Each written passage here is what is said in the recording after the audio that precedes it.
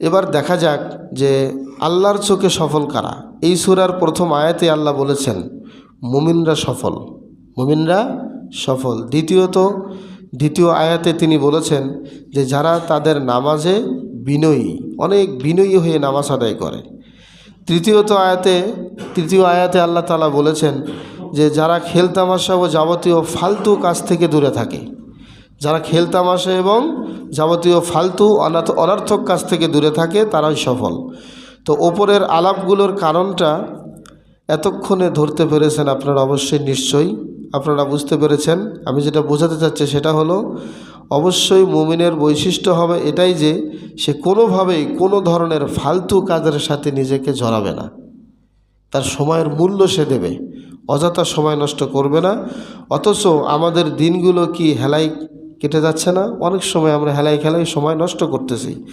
সাথে দিন দুনিয়ার সকল ক্ষেত্রেই আমাদের উদাসীনতা চোখে পড়বার মতো, সব কিছুই কেমন যেন এলোমেলো। অর্থাৎ আমাদের মধ্যে বহু যুবকের রাত কাটে হাতে স্মার্টফোনটির দিকে তাকিয়ে অবাক নয়নে তাকিয়ে থেকে রাত 10টা 12টা 2টা 3টা পর্যন্ত রাত কাটায়। রাতভর অযথা একটি বিষয় নিয়ে ঘাটাঘাটি, সোশ্যাল মিডিয়ায় সস্তা শর্টস বা রিলিজ তো আছেই, এগুলো নিয়ে ফেসবুক, ইউটিউব, টুইটার এগুলো নিয়ে ব্যস্ত থাকতে থাকতে একেবারে এত কাজ সে দেখায় এই অনলাইনে ঢুকে, শেষে ক্লান্তিতে চোখটা একেবারেই আপনা আপনি বন্ধ হয়ে আসে। তখন কি হয়, ফজর কোথা দিয়ে এলো আর ফজর কোন দিক দিয়ে গেল তা দেখার কোনো সুযোগ আর তার থাকে না, কারণ রাত 2টা 3টা পর্যন্ত ফোন টেপে। তো যাক, মুসলিম যুবকের জন্য এটা একটা আফসোসের বিষয়। একটিবারও কিন্তু তাদের চিন্তা করার দরকার যে কানে হেডফোন লাগানো, নানা দেশের নানা ভাষায় সুরের ঝংকার বয়ে চলছে কানে বা মন মগজে, আর সে সময়টাতেই ওই সময়ে যদি সে গান শুনতেছে, ওই সময়ে যদি মৃত্যুর ফেরেশতা এসে হাজির হয়, তখন তার অবস্থাটা কি হবে? তখন কি অবস্থা হবে?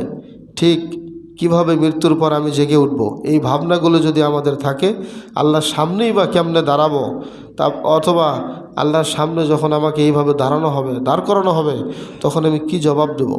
এগুলো কি আমাদের কোনো সুযোগ থাকবে তখন কিছু বলার কোনো সুযোগ থাকবে না। তো এই সূরাতে আল্লাহ তাআলা মুমিনদের যে সফলতার চাবিকাঠি বলেছেন সেটা হলো সময়কে কাজে লাগানো, অযথা সময় না দেওয়া, এবং অযথা সময় না দেওয়ার পাশাপাশি ফালতু কোনো কথা বা কাজে আমাদের সময় নষ্ট না করা। তো আল্লাহ পাক মুমিনদের সফলতাই যেন আমরা যারা এই যে কষ্ট উপেক্ষা করে শীতকালে কনকনে শীতে আমরা এসে সালাত আদায় করলাম, আল্লাহ যেন আমাদেরকে মুমিনের কাতারে উঠিয়ে নেন। আমরা সকলে পড়ি আমিন।